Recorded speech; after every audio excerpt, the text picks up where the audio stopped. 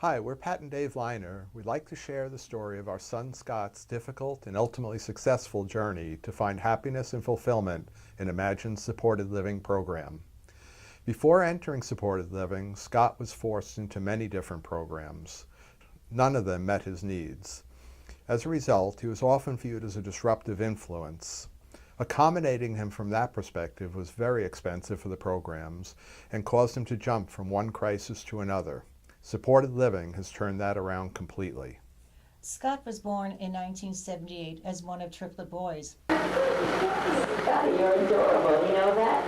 You're so cute, and I love you. Mommy loves you. You look so nice in your outfit that Grandma made. Nice little suit for you. You look so nice and peaceful, Scotty. We're going to have fun with you. Initially, he did well, but it didn't take long for us to notice that he was lagging behind his brothers. By the age of 1, we sought early intervention, but the extent of his problems were unclear. Many programs were tried with limited success. He would often be forced into group settings that did nothing for him and at times made things worse. One time, the local school district insisted on placing Scott in a public school setting in line with their master plan, but there was no actual plan to support him in the classroom. He lasted less than 1 week. We tried 5 different programs over 2.5 years before finding the one that seemed to meet his needs. The next few years were difficult but manageable. After that, when Scott turned 9, the situation at home became intolerable with Scott's increasingly turbulent behaviors. We might have been able to stick it out a little longer, but it wasn't fair to his brothers to be living in such a difficult environment. So we made the gut-wrenching decision to place Scott in a group home with 5 other children in a residential neighborhood. At that time, Scott couldn't ride a school bus without significant help, so he was assigned a bus aide to get him to and from school. Amazingly, that bus aide was Julie. Despite the best efforts of the people who cared for Scott, he was extremely disruptive. He derived no real benefit or joy from living with other children. He was forced to participate in activities driven by the group's needs. Neighbors complained about the noise and other inconveniences of having so many people with challenges living there.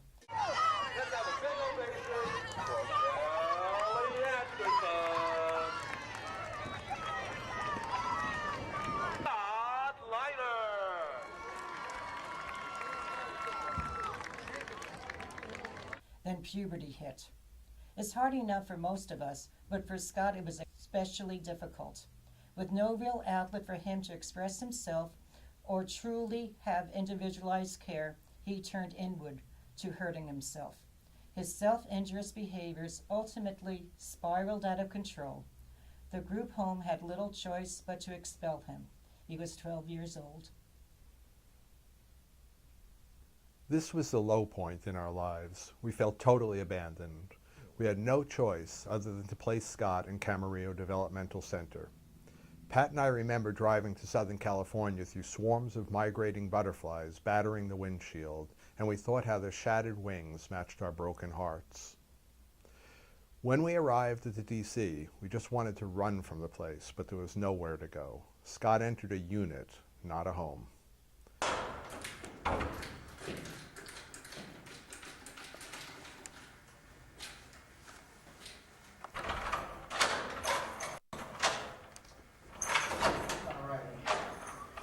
Hi, Scotty. Hi. Happy Thanksgiving. Yeah. Give me a kiss. Thank you. Look, you have a new bike.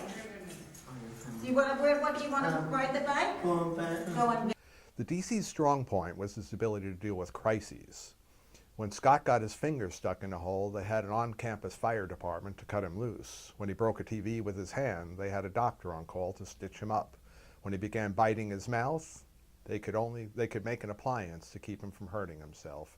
And when he wasn't able to go with the large group on community outings, they provided staff to stay with him as he got left behind.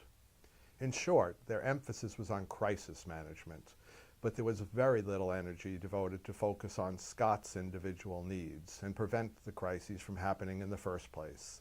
It remained like this for 6 very long years. Of the bus go round and round and round.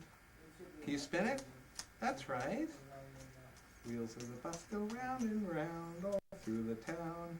Turn the page, Scotty. Turn the page. When he was 17, the DC staff approached us to participate in something they called person-centered planning. The idea was to meet Scott's individual needs instead of forcing him into an existing program. It seems obvious now, but we were very skeptical at first. We had come to think of the DC as a safety net that could deal with Scott's constant crises, and we were terrified to leave such a safe place, only to be abandoned again by a broken system. However, we reluctantly agreed to participate. One key element of the plan was defining Scott's circle of support.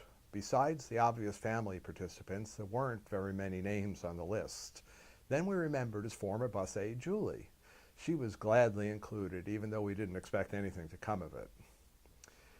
The planning meetings recommended moving Scott into supported living when he turned 18. We had never heard of this and were again skeptical, but we did some research and liked what we heard. Pat and I decided it was worth the risk to leave the safety of the developmental center. This is when we met Michael Enos from Skills Center. Michael quickly earned our confidence and handled everything about moving Scott into his new home in Aptos. We heard later that the DC staff predicted that he wouldn't last more than a weekend in the community. This, as we all know, was clearly wrong. Indeed, Scott still has many challenges. However, the caring staff of Skills Center met every one of them. They molded the program to Scott instead of the other way around. They never once gave up, no matter how hard things got. And miraculously, Julie joined Skills Center at the same time Scott arrived, which fulfilled our wish for him. Likewise, years later, we didn't hesitate for a minute when Julie approached us to make Scott the first client in her new agency. Words can't express the love, gratitude, and respect we feel for Michael and Julie. The horn on the bus goes beep, beep, beep, beep, beep, beep, beep, beep, beep. The horn on the bus goes beep, beep, beep, all through the town.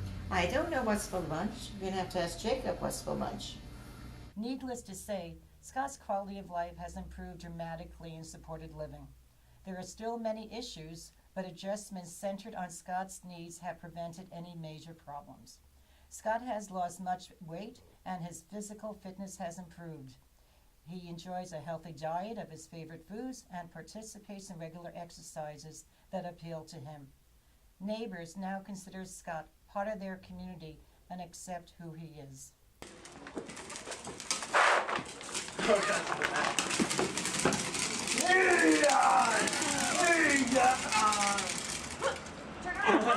Other way. Turn. Right back here.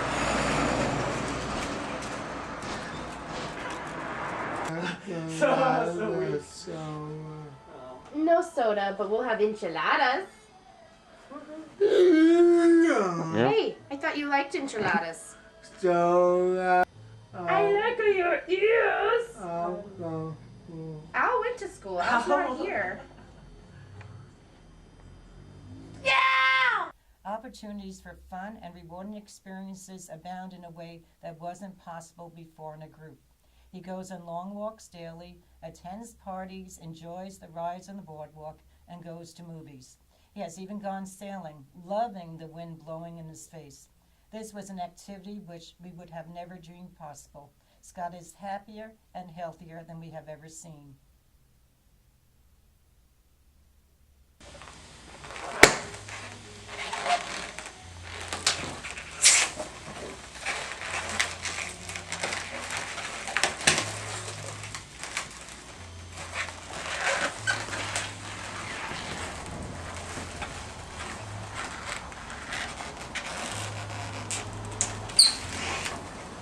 In conclusion, we're not sure what the future will bring, especially given the financial situation in California, but we're grateful for Scott's current situation. Scott is thriving, and we've met wonderful people who have so enriched our lives. Yak on the bus. No bother about that. No buzz on the bus. No control. No creeping crawling on the No bus. roll your boat. No row your boat on the bus. No. We're We're very concerned that the state and local agencies are forgetting the lessons learned from the past and will return to an expensive and ineffective crisis management mentality. Supported living isn't the only program for every individual, but we feel it is absolutely necessary. We sincerely hope it continues indefinitely as an indispensable option. Our son's future depends on it.